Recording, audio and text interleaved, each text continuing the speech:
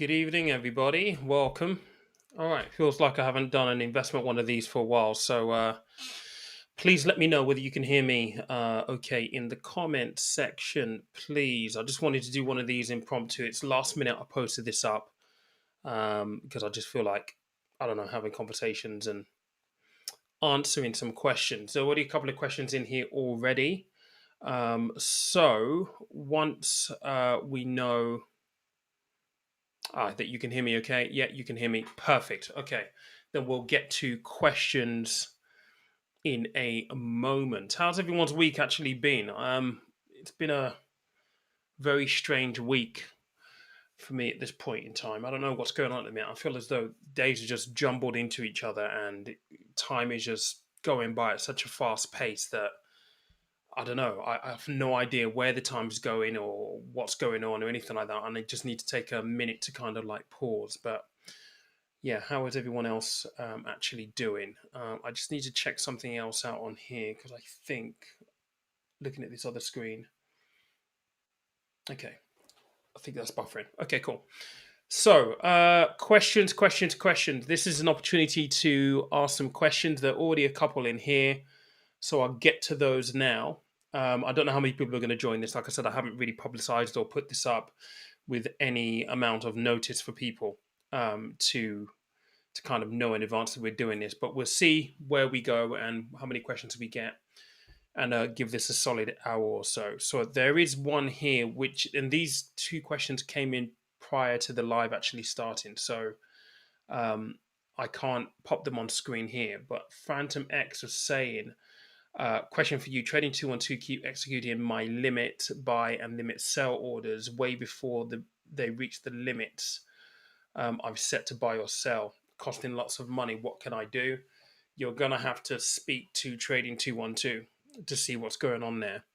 Um, Not something that I can directly kind of comment on. Yeah, you'd need to speak to Trading 212. I know that they have had issues, and like I said, I did get a notification the other week that they are opening accounts now for people in Europe. Um, as far as I'm aware, that's not going to translate or be brought over to the UK just yet. But they are opening new accounts apparently. But other than that, I haven't heard anything else or noticed anything else from Trading 212 specifically. So, Phantom X, I would suggest that you get onto their customer services and try and get an answer from them directly, and hopefully that will help.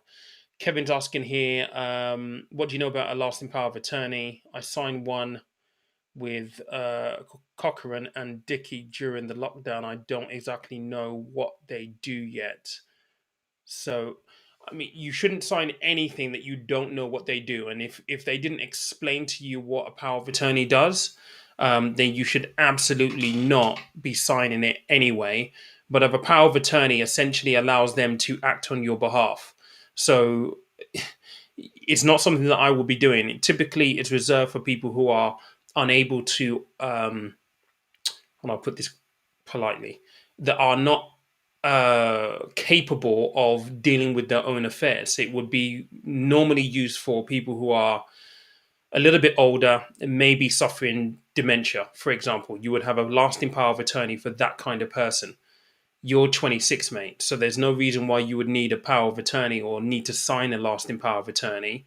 Um, so, yeah, I would be getting back in touch with them to ask them why they need one. And hopefully they've given you an explanation, or you at least understand or can come to terms with the explanation that they give you. But you definitely, I don't see any reason why you should need to sign a lasting power of attorney if you're of sound mind and you can act on your own volition.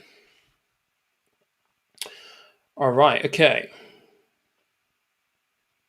I got some questions in here now that I can pop on screen. So let me just go back very quickly and see where we are.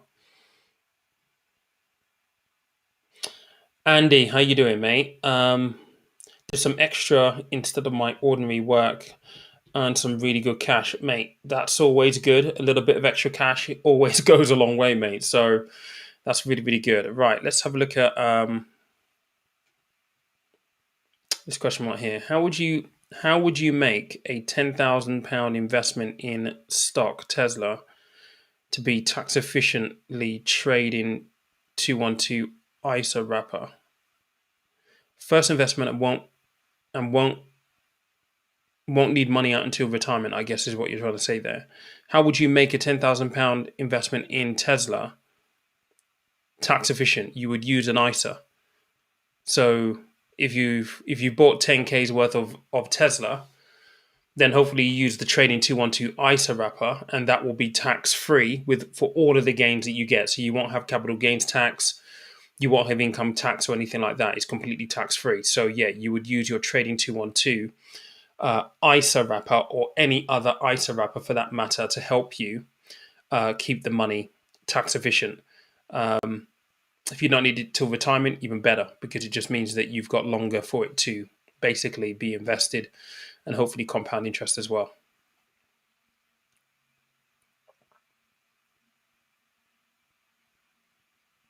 Okay, let's answer this question actually from Andy. So I realize there's only one subscription left on your Discord, $8.99. Why is the other available? Not available anymore? I closed down the other group purely because of the fact that I have been so busy over the last month or so, and I just didn't feel as though I was able to deliver the value that I wanted to, because of the pull on my time for the other level of membership, the $17.99, which gives you access to the Discord group. So what I've done, I mean, the Discord group is still open to the members who are currently in there. They're just not paying the monthly fee, and they can still ping me questions and stuff. But the whole idea of the Discord group was to create an environment where people had direct access to me, essentially, so they can ask me questions, and we will get together every Sunday for an hour and just talk about the investment market, so on and so forth. And as I was doing more kind of like activity and I'm more and more busy, it just became really difficult for me to be able to basically keep my word to that Sunday kind of meeting every week. And I felt guilty doing it twice a month when the original promise was for a meeting every Sunday for an hour, like 8 p.m., for example. So yeah, it's closed down for the time being. I might open it again. I'm not sure. It really depends on the time, because it's the prep time for the sessions and everything like that also was taking a little bit of time as well. And yeah, there's been a lot that's been going over the last month or two. So it's stopped for the time being, Andy, but it may be reintroduced again at some point. If it is, I will let you guys know.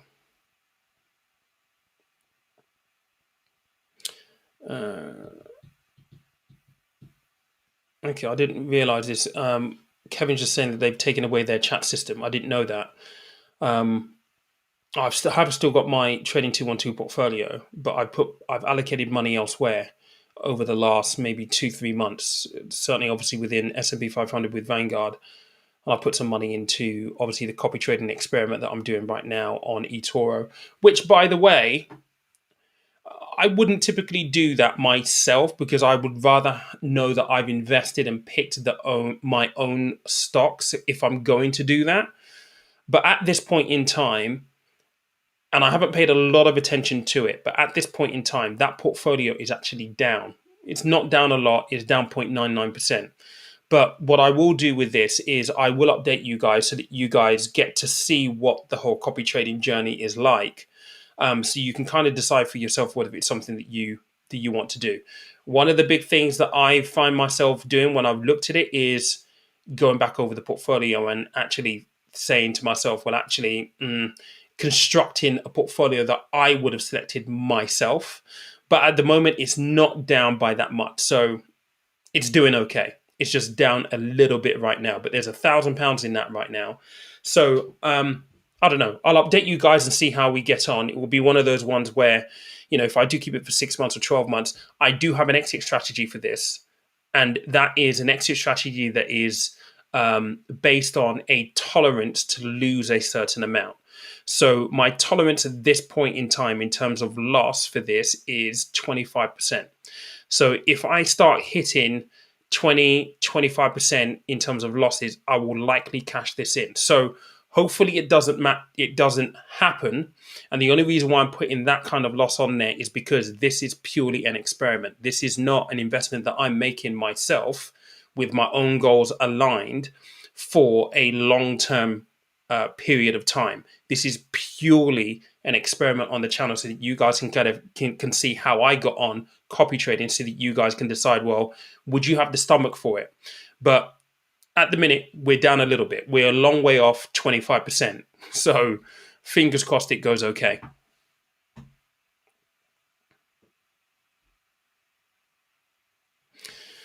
Knowledge is saying I own 5 shares of GE, but they are going through reverse 8-to-1 split. A reverse 8-to-1 split. What will happen with the shares? The platform that I own the shares through does not allow fractional shares. They're doing a reverse 8-to-1 split. A reverse 8-to-1 split. Hang on, let me just wrap my head around this very, very quickly, mate. A reverse 8-to-1 split. So when Tesla does a 5-to-1, it means that for one share, they're splitting it into 5, so you get an additional 4. If they're doing a reverse, which means that if you have 8 shares, you're going to then have 1 share allocated to you.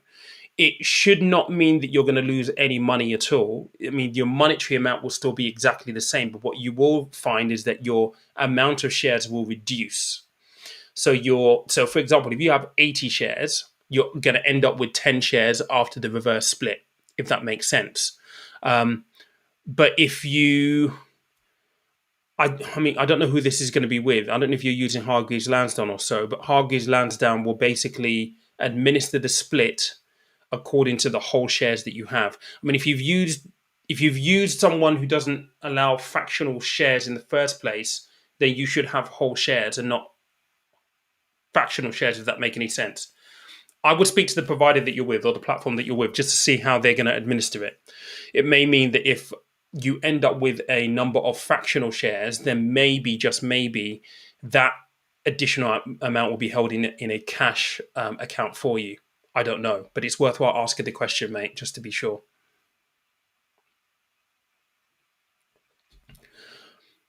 Any recommendations on ISA wrappers? Do you mean ISA providers?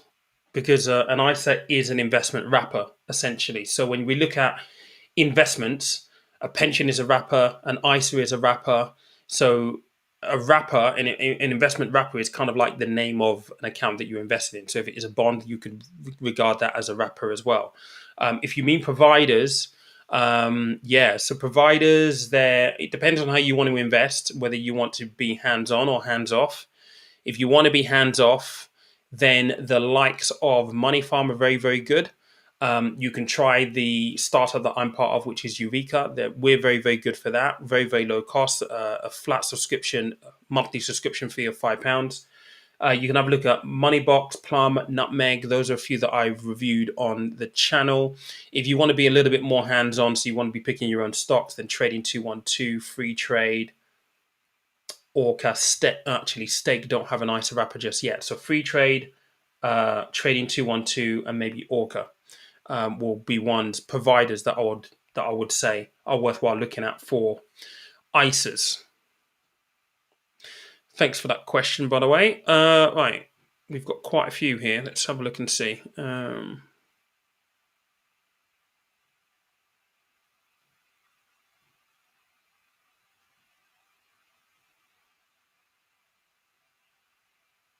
Okay, Kevin's just doing a follow-up here. Hang on. I'm living off compensation claim now. That's how I got so much spare. Okay, so if that is the case, Kev, then maybe a power of attorney is worthwhile. See, I don't know your circumstances, so I can't really comment without knowing the full details. But if you're able to make full decisions of your own, then I could argue that you don't need a lasting power of attorney.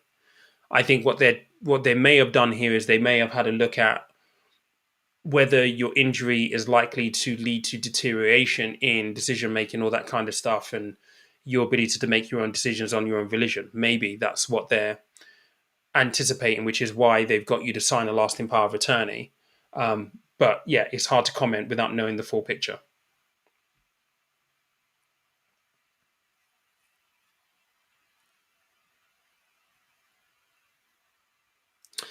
Yeah, Andy just asked on here. Andy, not at the minute, not with that particular offer that's actually there. Um,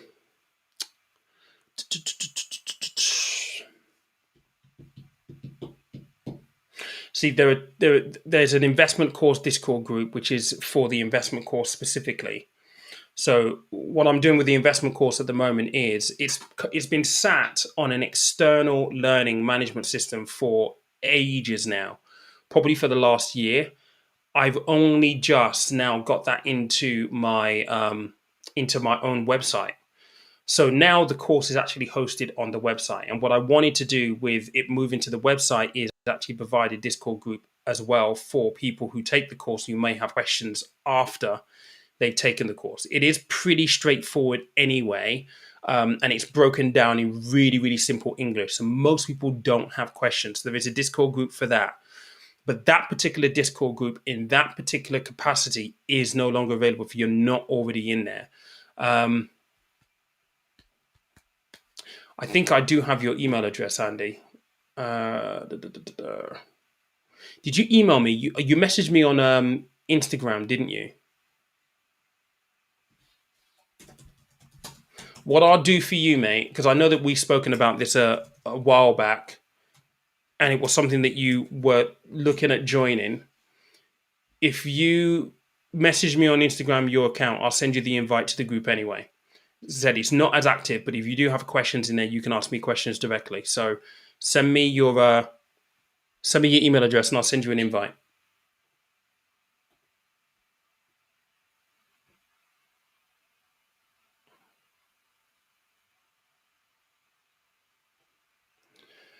How's the S&P 500? It's doing okay. It's up still at the moment, so that's good. I can't remember what it's up by at the moment. I checked it, I think, a couple of days after it went in. It was up at that point. I think it's still up at the moment because the S&P 500 is still up from my point of entry. So it's doing okay, but I'm leaving that money there for the time being. I might, again, do updates on that as we go along.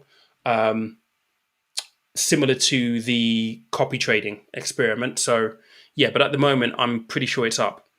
Amber or Amma, sure, where's this? Let's have a look.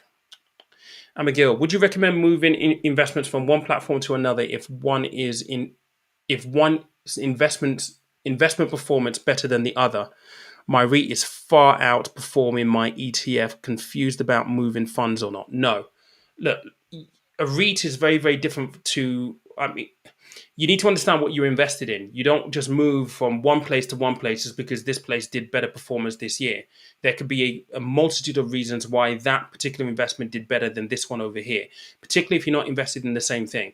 A REIT is a REIT. If you're in an ETF, which is a stock market ETF, then you're invested in completely two different things. You're invested in property in a REIT. An ETF may be an ETF that could be global, it could be emerging markets, it could be anything. It could be a bond ETF for all you know. So you have to make the decision based on what you're investing in.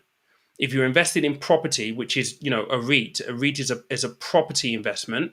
If you've got your stock market investment in your ETF not performing as well as your property, that's not a good enough reason for you to then move from that platform that isn't performing to the one that is, because essentially you're then going to put all of your money into your REIT, which gives you a lot of saturation and risk in property. So if your REIT then crashes, then what?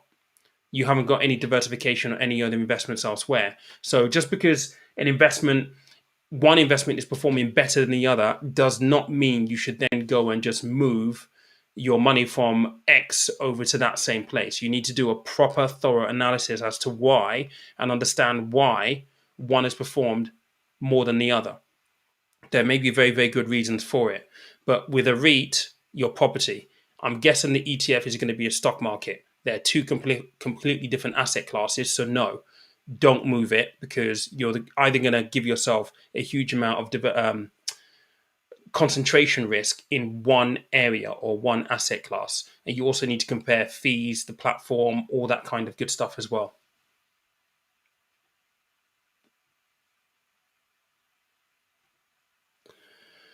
Here's Pete 19. All right, Pete, do you know if tax credits are affected if you invest in a GIA or ISA? I've had inheritance large amount.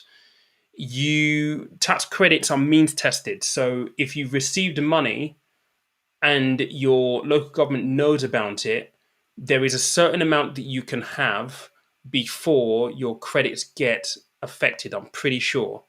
Um, mm, we're live on YouTube, mate. So it's very difficult for me to be able to give you a view here. But if you've inherited money, the local government or whoever you're getting the tax credit from will start to question. If you have money set aside that you're investing, then potentially your tax credits are going to be invested. That is just the way the system works. The system is there on tax credits, well, supposedly to help those, to give a financial help in hand for people who need it. If you've had a large inheritance, they could turn around and say, well, you don't need it because you've had a large inheritance. So it can get affected. What I would do is maybe just Google the limits and stuff like that and the means testing for tax credits. I'm pretty sure that's how it works from memory. But yeah, go and have a look and maybe do a bit of a Google in there. But I would be careful asking questions directly of the authorities, just in case. I think I can say that without getting into too much trouble. Um,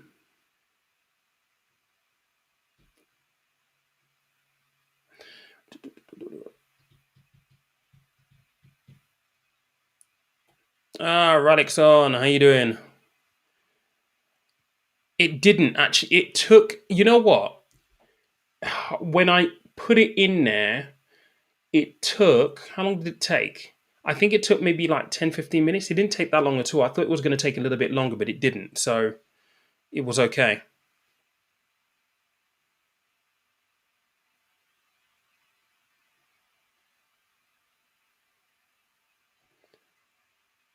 So, what do you think about the pharmaceuticals? MGC Pharmaceutical. It's a pharmaceutical firm which is in phase 3 drug testing for CBD drugs. I don't know the company, so I can't really give a comment at all. So I couldn't give a comment. I mean, if you're going to do the research on this, you need to do research on the actual company fundamentals. Have they been around for a while? You need to have a look at the actual CBD drug. What are they actually in phase 3 trials for? Is it for a specific thing? You need to do your research on that specifically. What's the treatment that the CBD drug is going to be targeted at? That's the first thing. How much of a problem is it from a health point of view? What's the size of the market? Does that company have revenues or is it a new startup? I mean, if they have revenues, then that's great. At least they have a little bit of a foundation and they have an existing business. If they're new, then obviously you're taking a little bit more risk because the argument would be that they would be, or possibly, they will possibly be heavily reliant on phase 3 trials being successful and ultimate FDA approval if they're in the States. So I'll be doing my research on those things specifically. Have a look at, who's running the company, what the size of the business is, all that kind of good stuff. You need to do your research on that. I've never heard of them, so I can't give you a view. But if someone put that in front of me to say, look, Pete, can you do a bit of research? What do you think? Those will be the things that I'd be looking at. And yes, you might have to, sit for a few hours on YouTube. You might have to go to their website and pay attention to their news section or look at any of the articles that might be online about the phase 3 trials that they're conducting right now. You may have to go to SEC filings if they're already on the stock market, I would imagine as well. So SEC filings if they're in the United States. It will take time, Jamie, but obviously if you're going to be putting, whatever amount of money you're going to be putting into it, you want to make sure that it is a sound investment. So it is definitely worthwhile spending that time doing that research so or at least are able to make a sound decision.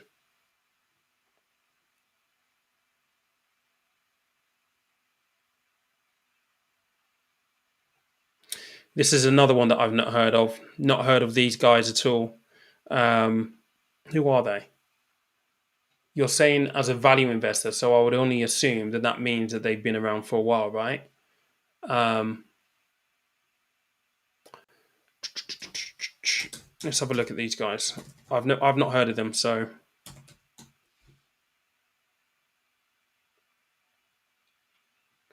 I'm guessing that's their ticker, right?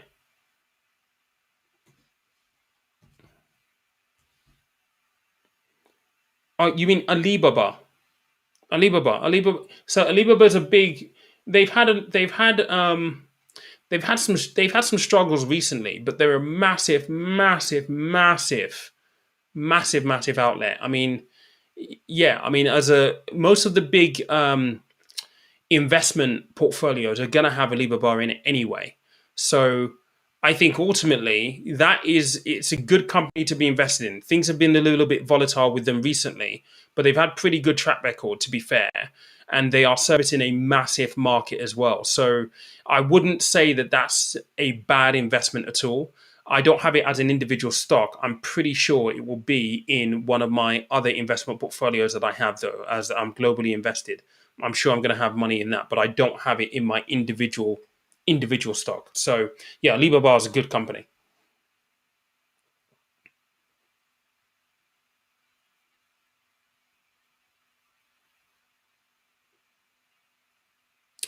What's your opinion on Invest Engine platform for ETFs? You know what? I actually have a few videos or two videos coming in the pipeline for Invest Engine. What they do is actually very good. I'm actually looking at trialing the platform literally next week. They do some really good stuff. I'm not going to give away anything now, but I'm looking at these guys, and I'll be taking a really good look at them in the next week or so. So there'll be a couple of videos coming on them as well. They're very well priced as well for what they do, and the selection, they narrow down the selection for you. So if you are kind of like sport for choice, the way they categorize it is very good, and some of the reporting is excellent too. So there's more to come on Invest Engine.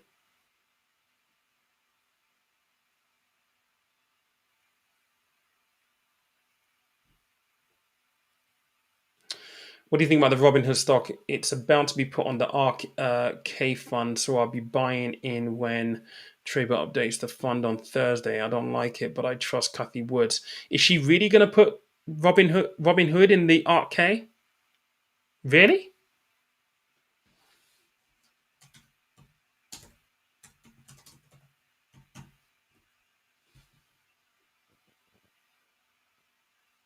I mean, don't get me wrong. The market has done really well. Sorry, the company's done really well. Oh yeah, she's done 1.3 million shares, hasn't she? Hmm, interesting. Interesting. Yeah, I mean, I did have a look at the IPO when they IPO'd, and I don't know. Given everything that happened with the whole JME, the GME, GameStop saga, and all of that stuff that they did, it kind of I was surprised that it IPO'd as well as it did, if I'm completely honest. But Kathy, and this is the whole thing of being an investor, right? You have to be able to look at this stuff dispassionately. Whereas, sometimes you may not like what a company does, but you still buy it anyway because it makes sense as an investment. And I think, for people like Kathy, they'll be very good at that. They'll be looking at stocks from a dispassionate point of view. Yeah, there might be some questionable practices that these companies will decide to take part in here and there, but is it a good investment? And that's probably why she's bought 1.3 million shares in Robinhood, and it's going to be included in that. Not one that I would hold personally, but who knows? But I guess ultimately, with this, you need to make sure. I mean, just because Kathy Wood is doing something doesn't mean you should just absolutely go and copy it. What merit does Robinhood have in your portfolio? Why is it in there? You need to be asking those questions more than anything else. Just because Elon or Warren or I don't know Shemath invest in something doesn't mean that I should just go and invest in that same thing without thinking it through and doing the research and asking the questions of, is it actually a solid investment? These things are very, very important. Just don't copy Kathy Woods. Kathy Woods is an investment manager where you got to remember it is not her personal money that's invested. Yes, she's responsible for other people's money, but you have to understand that where you're investing your money and you're going to be responsible for it, unless you're buying the entire ARC K, which means that you're getting the benefit of a full diversification. Because what she would have done in buying Robinhood, she would have had a sit down with her team and said, right, where is an opportunity for us to add a company or two companies or three companies into this portfolio that helps us get to the objective that this fund has. She's just not doing it because of the hype. She would have sat down and strategically sat there with her team and gone through some analysis to say, right, what alpha, what returns do we believe that Robinhood being included in this can deliver to the overall arching goal? If you're buying the ARK K, then you're going to benefit from that philosophy, from that train of thought. If you're just buying Robinhood because Kathy's bought it, you're not getting the benefit of a full rounded thinking. You're just buying something because, oh, Kathy's bought it now. You need to try and meet what role it plays in the big picture for you.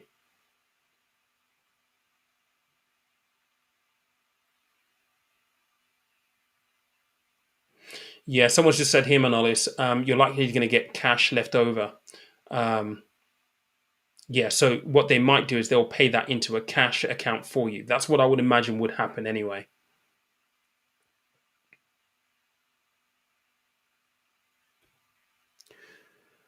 I'm currently buying some stocks in the general account. Will I be able to transfer these to an ISA if I open another in the financial year? Yes, you can.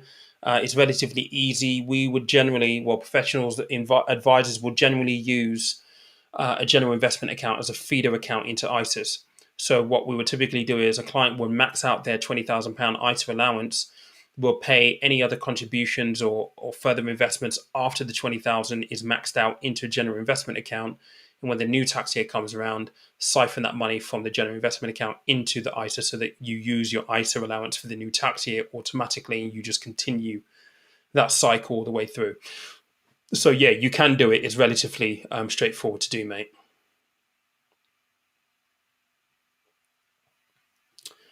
Let's give it that one. No, Eureka doesn't just do an item. We do have an item. We also have other general investment accounts as well. So we do both ISAs and general investment accounts. But obviously, tax efficiency first. So start off with your ISA because that makes sense.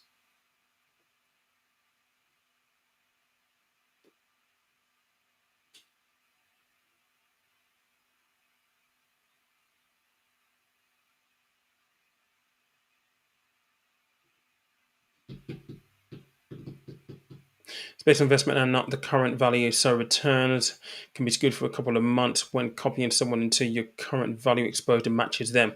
I haven't actually checked on that, mate. Actually, maybe I do need to check on that. To be fair, but yeah, I don't know, mate. I need to check on that. But I think it's in sync already. I don't know, mate. I haven't actually had a look at that specifically, so I'll double check though.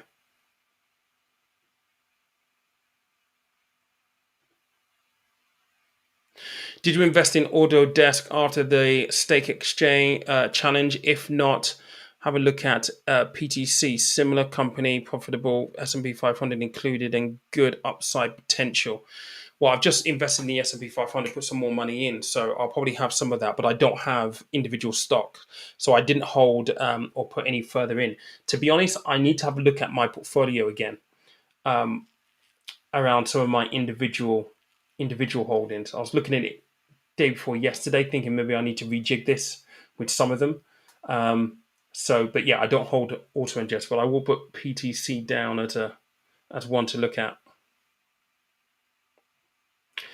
What's your review on Vanguard retirement target? So those funds are great if you're looking to basically plan for retirement and you have target dates in mind. That's their job.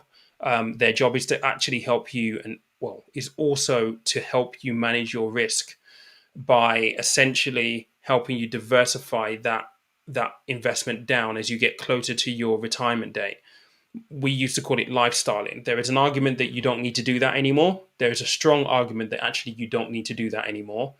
But I guess what you get with Vanguard is you get expertise and you get access to this retirement portfolio at a very, very low cost. If you were not to lifestyles, i.e., taper out of equities into bonds the closer you get to your retirement date, then you would need to be taking advice for that, which will have an additional cost. So most of financial advisors will pay, they will charge like 1% per year potentially. So for the service of not lifestyling, hoping that you'll get better returns and a better outcome, you have to weigh up the pros and cons with it. But that particular package with Vanguard is pretty good, to be fair. They've been around for a very, very, very, very long time. So it's hard to kind of question what they do because they have just flaws and flaws and flaws of researchers, analysts that put a lot of work into how they package these things. And because of their economy of scales, they can afford to keep that cost low as well. And they're very, very trusted. So they're a very, very good option for you to have a look at.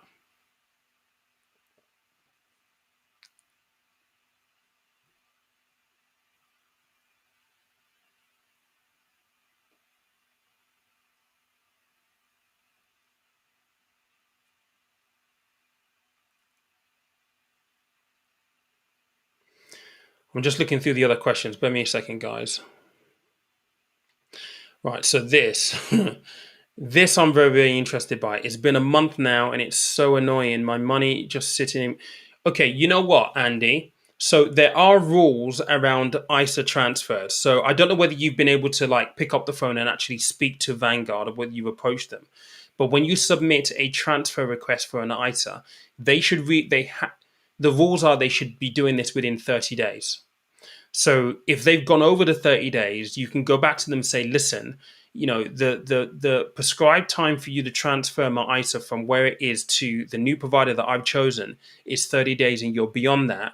If your money is outside of the markets for that period of time, then you would have pretty good reason to say, actually, I want you to cover me for any potential losses that I may have made because I wasn't invested in the markets over the period of time because it's taking you such a long time and it's been a nightmare to get hold of you. That's what I would do. I would play a little bit of hardball on them, but there are ISA transfer rules that say that they have to complete the transfer within a set period of time. So maybe just go back to them and maybe put your foot down and just say, look, you're really, really unhappy, and go from there. See how you get on, mate.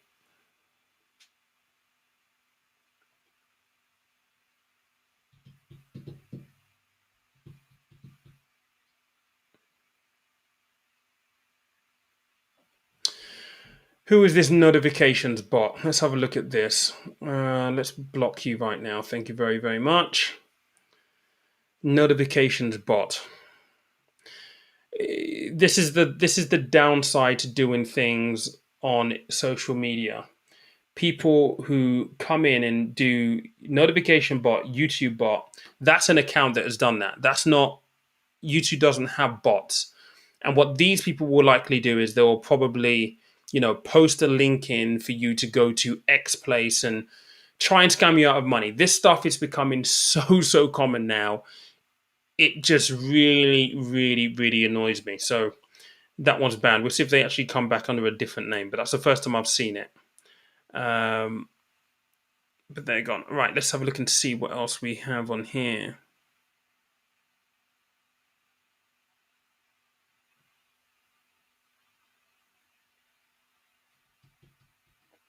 Let's have a look at Gordon's question. Hi, the GIA feeder account you explained as a prep before ISA. How much is an optimum amount before bed and ISA?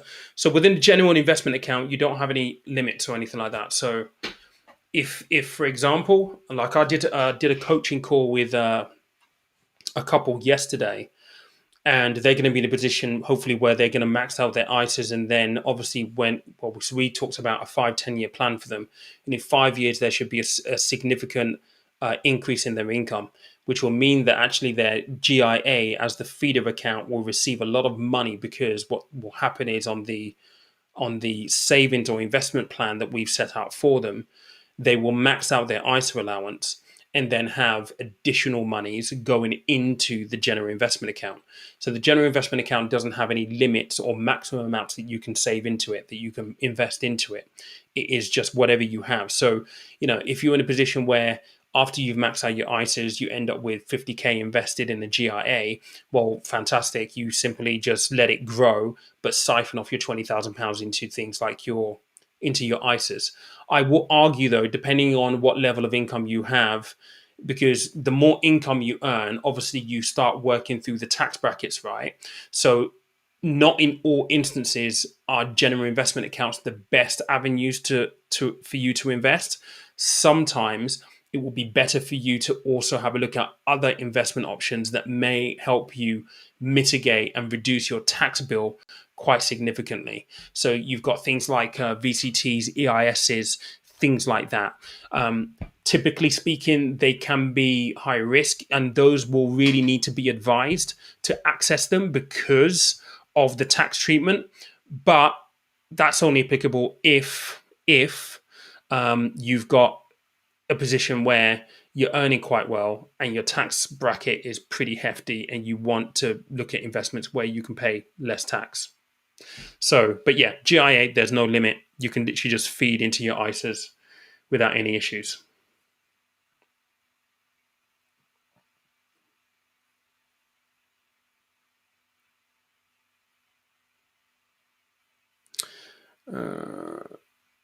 Let's have a look at this from Andy. I've spoken to Chris lately, and he did mention about the 30-day rule. He's given them till the end of tomorrow and will take further actions. Yeah, that's the best thing you can do. I mean, the rule is 30 days, because the idea behind that is that if you ask for a transfer, it's done as quickly as possible, so you don't have a ton of time outside of the market. If they are going to be taking, more than 30 days, then you have the right to potentially ask them to cover any potential losses that you may have had, because they haven't moved quickly enough. And to be honest, that's the disappointing thing about Vanguard. For the size of them, you would think that they would have a pretty robust ISA transfer process. I think the opposite argument to that is because they are generally low cost and they're quite big, I would imagine what they're used to is people doing the opposite, so transferring their ISAs over to them, so they don't really have to deal with this kind of stuff. So, it's one of those catch-22s, isn't it? They're very, very good. They're just dragging their feet.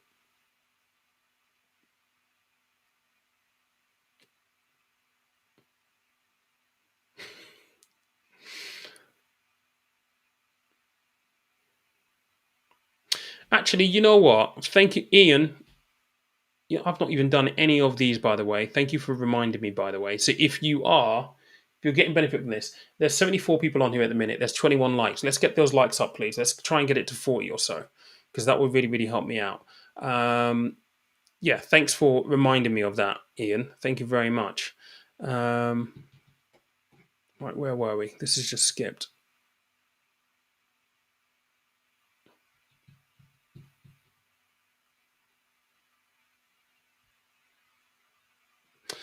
Yeah. Yeah, so yeah, eToro doesn't have ISAs, mate. They don't have ISAs. I mean,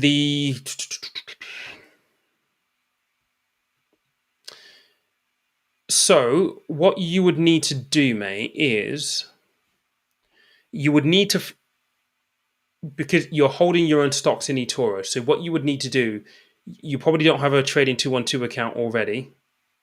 So if you have a trading 212 account already, be that just an invest account, you can open an ISA account.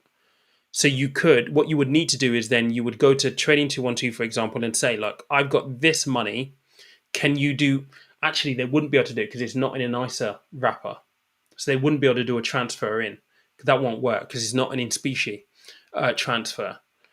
So the only thing you could do, mate, and this will be a pain, and you have to bear in mind capital gains tax. But if you've not breached or had capital gains up to your 12,300, you may just have to sell all of the positions and then reinvest them into a trading 212 ISA or a free trade ISA, someone like that, and rebuy those positions. Yeah, because I don't think you can't do a transfer into an ISA if it's not coming from an ISA. That's not how the transfer um, rules work. So just a thought, but maybe I would definitely it's worthwhile asking the question of free trade, asking the question of trading 212 if you already have an account. If you don't already have an account, then you're going to be stuck because they're not opening accounts at the moment. But that would be my suggestion. Have a look, just ask the question from free trade, trading 212. I think you can also do ISAs with Fineco as well, so you might be able to replicate. You will be able to buy your individual stocks with Fineco Bank as well. I'm just trying to think if there's anybody else that you could do it with as well. I don't think you could do it with Orca. Stake don't have an ISA wrapper. Yeah, so it'll be free trade, Fineco, trading 212 if you've already got an account.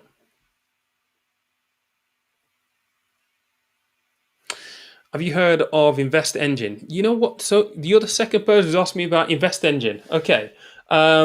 Looks really good to regular ETFs only. Being a new investor, which is the best way to diversify in, say, 5 times ETFs. I find it hard to choose, Pete.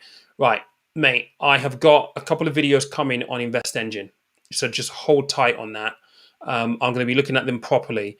I've got a meeting this week to actually get access to their platform and how it all works. So when I do the review video, it will be a full walkthrough for one of them, and then we'll choose a different angle for the second video.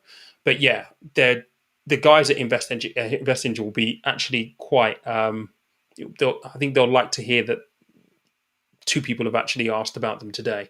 But there are videos coming. In terms of diversifying should not be about the number of ETFs you hold. It should be about the content of the ETF. You can hold 5 ETFs with the same exposure. You've got 5 ETFs doing exactly the same thing. So it's not about the number of ETFs you hold. It's about where it's actually invested, sectors, geographical regions, companies, all that kind of stuff. That's what diversification is about. It's not about the number of funds you have. It's about the content of the funds. It's like having and I get this wrong all the time, and I'm sure someone's going to correct me. It's quality streets, right? If you have one Skittles, let me just use Skittles because it's safer for me, right? If you buy a bag of Skittles and you've got red Skittles in them, well, you've got a bag of Skittles doing the one thing. If I go and buy 4 more and they all have red Skittles in them, I've just got 5 bags of red Skittles. What you want is Skittles with the red, the oranges, the purples, the greens, and you want that mix. So it's all about the content of what you're buying and what you're invested in, rather than the number of things that you invest in.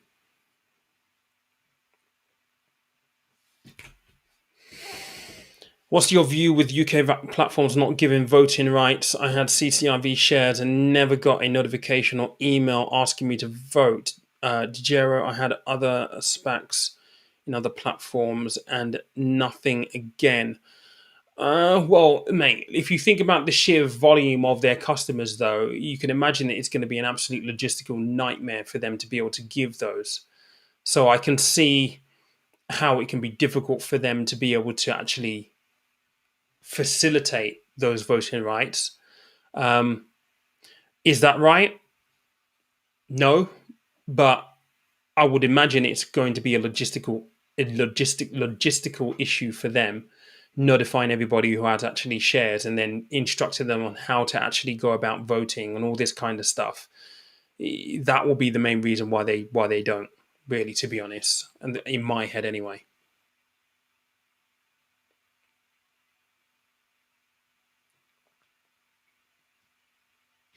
Thank you, Ian. Perfect. Right.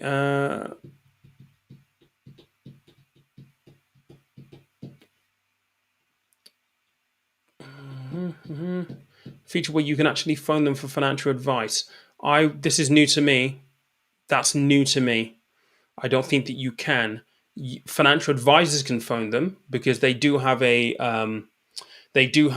product offering which is for financial advisors specifically. They can phone them and ask them questions. I wasn't aware that actually can they? I know no Hargreaves Lansdown has an element of that. I wasn't aware that Vanguard does. Maybe I've just missed it, but I can have a look at it and see if that is right. But as far as I'm aware, you couldn't do that with Vanguard unless they've done something new. I'm just trying to have a look at it now. No, I can't see anything on there. I'll have a look into it though.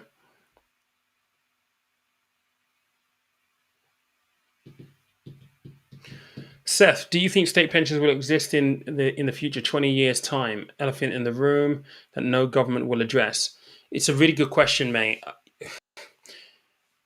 There are a couple of things here. I think it will be a very, very bold move for any political party to scrap the state pension. They will be very, very, very unpopular. And that's the big fear. Behind why the state pension might be around in 20 years' time. The simple fact of the matter is this, though. The state pension comes out of the tax take. And unfortunately, that is not sustainable going into the future. So the reason why things like pension freedoms were introduced 2014, 2015, with the compulsion for your employer to pay into your pension on your behalf, that is because the government wants everybody to basically take charge and take ownership for their own retirement journey without relying on the state. So if you run the logic of that pension legislation and the freedoms that they've introduced and some of the rules that they've introduced, there is a heavy leaning that state pension will not be here in 20 years' time. The country cannot afford it. From a tax take point of view, people are living much, much longer. Life expectancy is a massive, massive, massive indication. It's why the state pension age has moved already, because people are living way, way longer. Like if you go back to, the 1950s, 1960s, people were dying when they were 70. So if you retired at 55, you only had maybe 10 years, 15 years in retirement. People are now living to 89, 90, 100. So that's if you're retiring at 55, right? You're looking at almost 40 years in retirement. That isn't sustainable.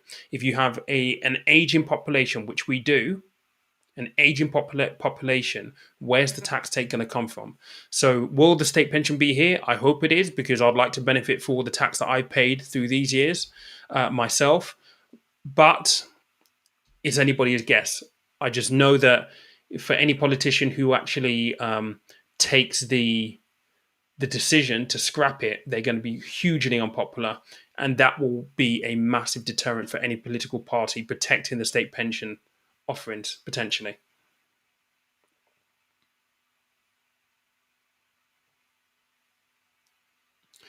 A species transfer is basically like for like, ISA to ISA, the same species, so same thing. Transfer ISA to ISA. If you're transferring a bond to an ISA and a GIA to an ISA, that's not species. So it's of the same thing.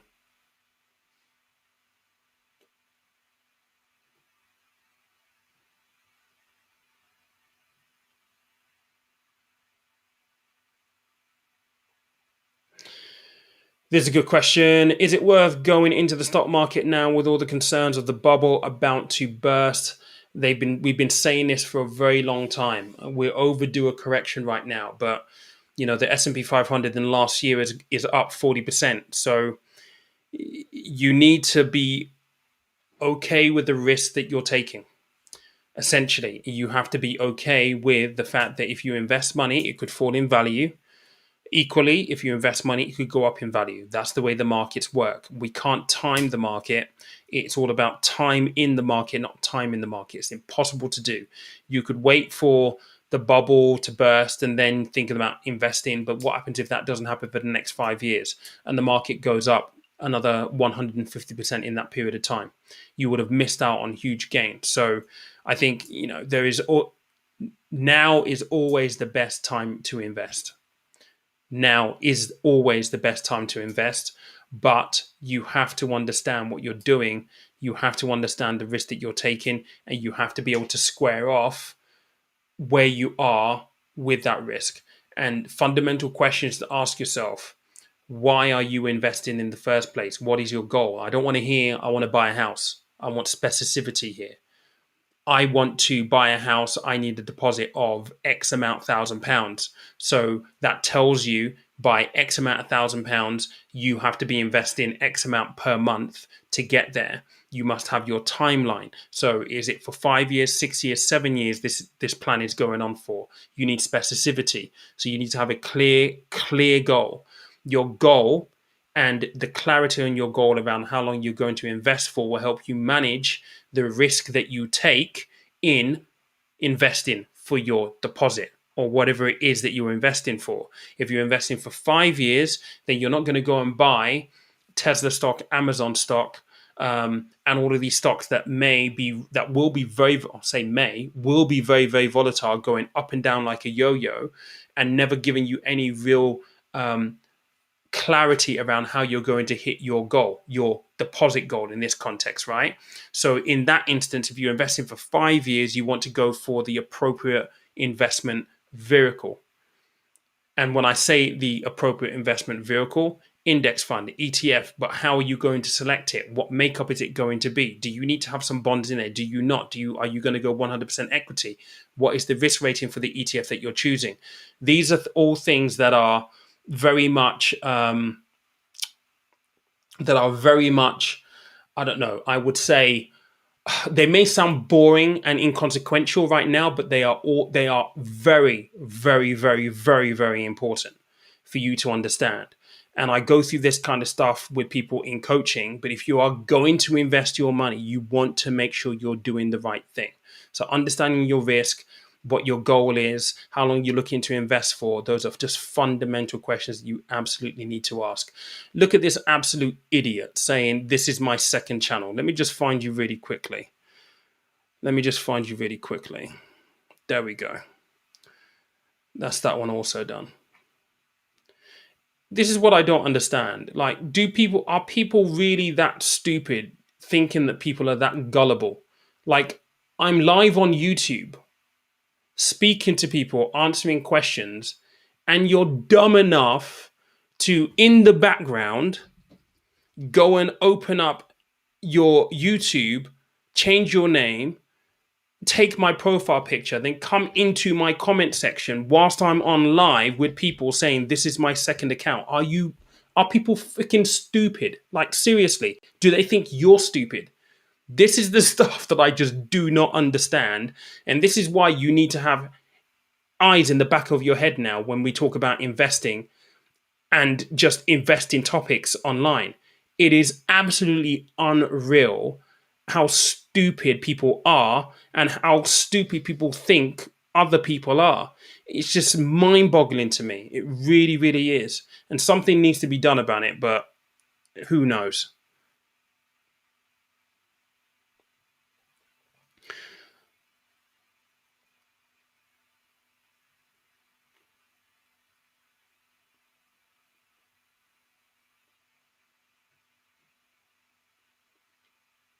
Right, let's answer this one from Jake.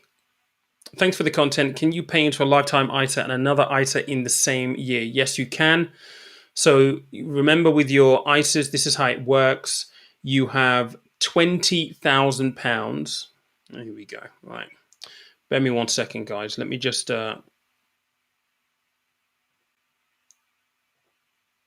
get rid of this idiot as well. So you have a £20,000 ISA allowance every single tax year. Your tax year runs from April the 6th to April the 5th. Your lifetime ISA is only £4,000 of your £20,000 allowance, right? So you can use a lifetime ISA and another ISA, so either a cash ISA or a stocks and shares ISA in the same tax year, because your lifetime ISA is only going to account for £4,000 of your £20,000 allowance. So, in other words, put £4,000 into your lifetime ISA, it leaves you £16,000 to use in another ISA in the same tax year. So you'll be completely fine to do that, Jake.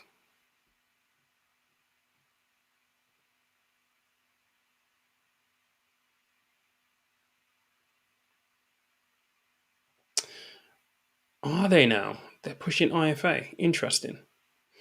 Hmm. I'll be interested to see how many people they're going to have take that up, purely because of the legacy of their company and what they actually do. Now, I'm sure for people who have got larger amounts of money, they will find it may be a very easy sell. But the reason why I question is because if you've got 250,000 or 500,000 or whatever amount their criteria will be, right? If you're in a, let's just say you're in the VUSA, the S&P 500 paying 0.007%, what price point are you going to go up to for the benefit of advice? Now, don't get me wrong, advice is actually quite valuable. What benefit are you going to get, and what price point are you going to go up to? And are you going to feel comfortable moving up the price point as well? I would imagine that at that point where you're getting advice, it won't just be Vanguard ETFs and index funds that they'll be selling. They will be selling the whole host of things.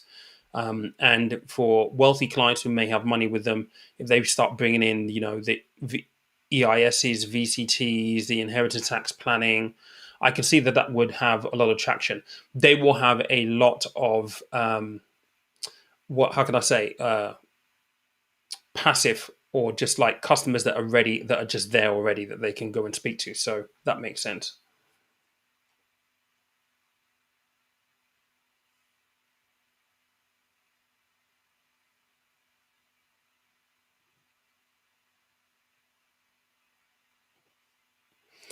Not sure that I can answer this one, mate, because you're asking me to pick between the two. I'm not going to give you a straight answer on this because that will be implied advice. Which would you pick for a 10-year investment? I'm 53, many thanks. Right, can't tell you which one well, I know what I would pick, but if I tell you which one I would pick, the danger is you go and pick the one that I would go and pick. It depends.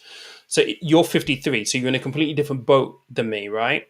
So you'll probably need the money in 10 years' time. For you, age becomes a question here, and the purpose of what you need the money for also becomes a big question and a point of conversation, because you will need it for income, I would imagine, in 10 years' time. Now, the global all cap and the S&P 500 are two different funds. And you have to understand the difference between the two different funds. So the global all cap means it's invested across the UK, the US. It will be invested in the Asia Pacific, emerging markets. You're getting global exposure. The S&P 500 are simply just the top 500 companies in the world. They're very, very good companies, but you're going to be invested in 500 companies. I think the global all cap is invested in, I think it's 3,316 companies worldwide. And that's all cap. What all cap basically means is that you're going to have the likes of the S&P 500 in there, so large cap companies. You're also going to have some mid cap companies and some small cap companies. Now, the advantage of that is you're going to have the large cap companies, which are the big ones: Coca-Cola, Walt Disney, Target, Walmart, right? These are big companies that have been around for ages. They're probably paying dividends as well, right? So those will be your foundation, the strong companies that have been around, that have got track record. Then you're going to have your mid cap. The mid caps are growing companies, right? They may be new entrants into the market, but they are still medium size, growing businesses. There is a lot of argument to say that actually there's quite a lot of growth to be had in the mid cap space. They're not going to be as secure as the large cap. So they give you a level of additional opportunity to benefit from your investment strategy. Okay.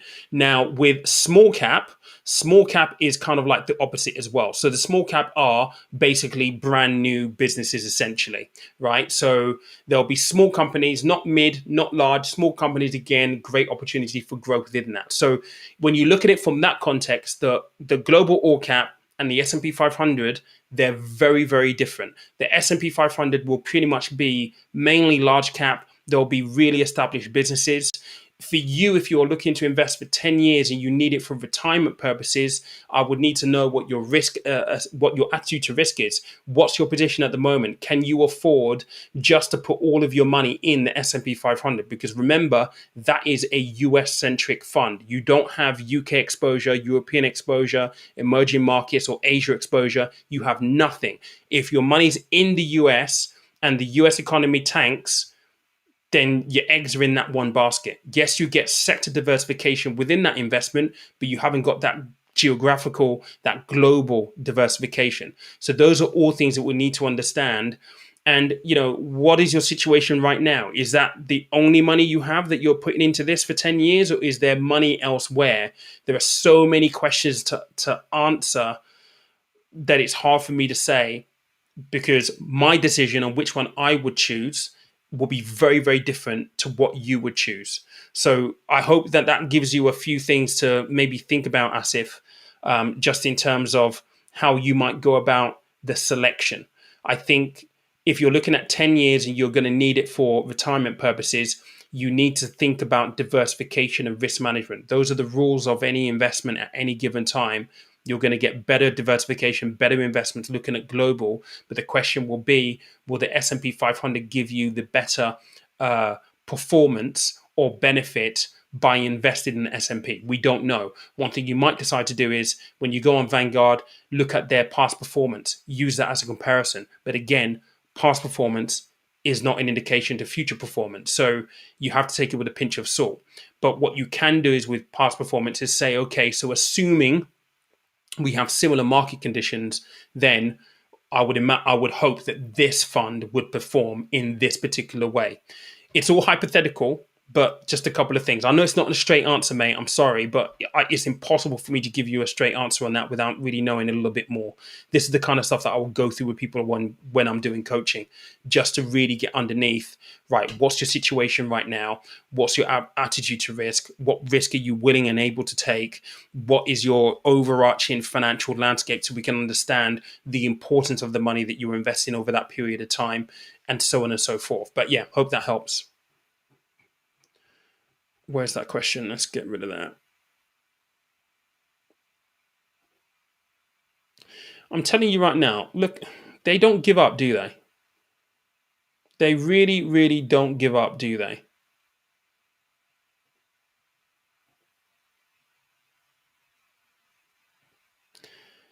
Let's have a look.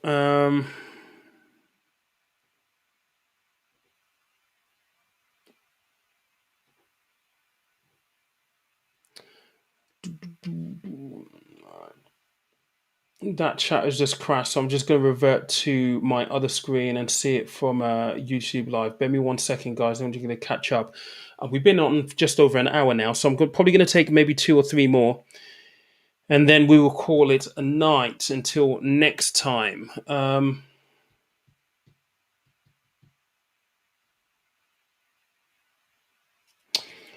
What do you think about the ESG, the V3AM? That is a really good fund. Lots of because it's ethically invested, it's got some ethical leaning on there. But I think the number of companies you invest in is over 5,000 companies. So it's a good fund.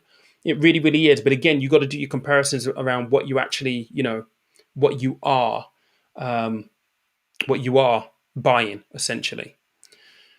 Oh Lord. I mean, look at this. Whoever this is has got a lot of time on their hands. I mean, seriously. Just absolute idiots. I'm happy to oblige and help them waste time as well. All right. Thank you for your time. I have a question. Let's get this one up.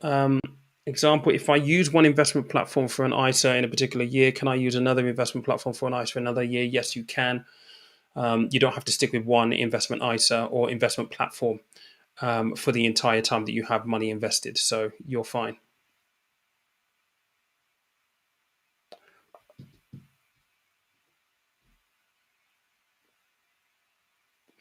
For DCA, and do you think increasing the interval from monthly purchases to every 2 months or even quarterly interval is a good idea? No. I mean, if you're pound cost averaging, then look, the whole point is you're getting units at different prices, right? So if you want the frequency, if you want the frequency of getting that price variation, if you elongate it to 2 months every 2 months, then clearly you're going to miss out on a month's worth of possible discounts, and you're not going to be acquiring those at the time. But again, you have to try and figure out what actually works for you. That's the most important thing. So always try and make sure that you're kind of looking at it from a pragmatic point of view in terms of how your approach is on this. But if you've got money to invest monthly, just invest it monthly. Don't think too much about this kind of stuff, right?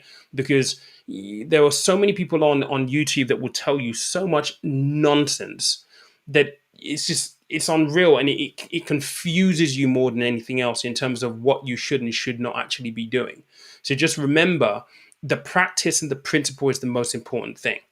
Don't worry about every 2 months or every 3 months. If you've got money to invest, just put the money in, put it in monthly, and just keep it simple.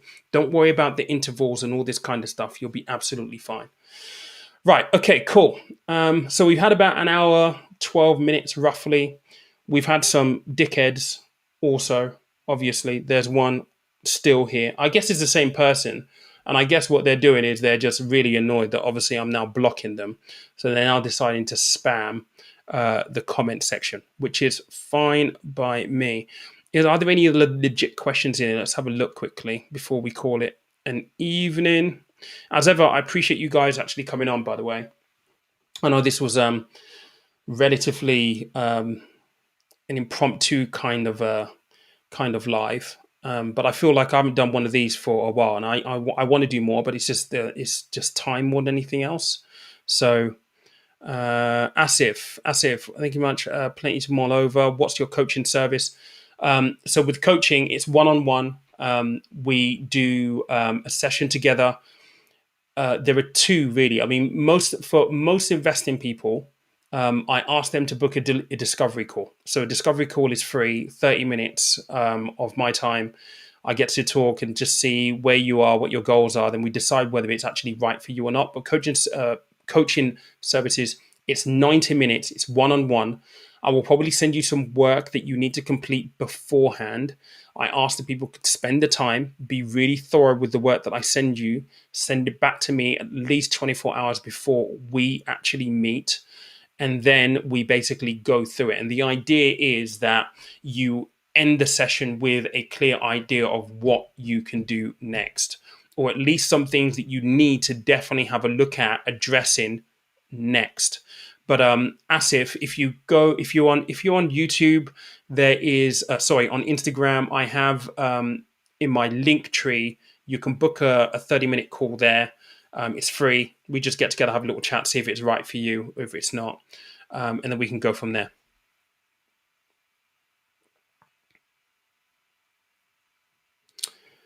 All right.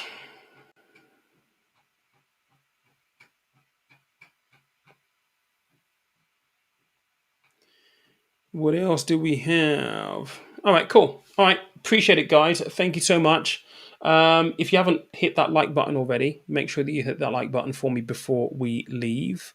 And yeah, there's 42 right now. Can we get it up to 50? Where was this? Index fund versus which one is best? I've done a video on index fund versus ETFs. I would definitely go and watch that. They're both built to do similar things, but they operate differently. So it really again depends on what your approach is and what you actually want to do. But yeah, cool. 46, 4 more guys if we can.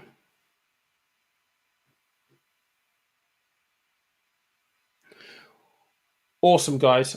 Thank you so much. The next video is going to be out on Tuesday. I'm trying to trial some different day upload times, 7 p.m. All of my analytics is telling me to test 7 p.m. as a potential upload time. So the last couple of Tuesdays I've uploaded at 7. I still haven't decided just yet. I think everyone's used to 5 p.m. now. So I don't know whether I want to disrupt things in that way. But I'm also very conscious that if I'm uploading and people are just leaving work, that's not necessarily good for the YouTube algorithm. So I might keep you guys updated what I'm going to decide to do there. But as always, I appreciate you guys tuning in and spending this evening, well, this hour and 15 minutes with me. Some really good questions in here. If you've not listened to the podcast this week, I did talk a little bit about market crashes and things like that. And should you invest now or should you not? So if you've not listened to it, go listen to the podcast. But the next video is going to be out on Tuesday. As always, guys, make sure that you remember money is a tool, life is for living. I will catch you later on.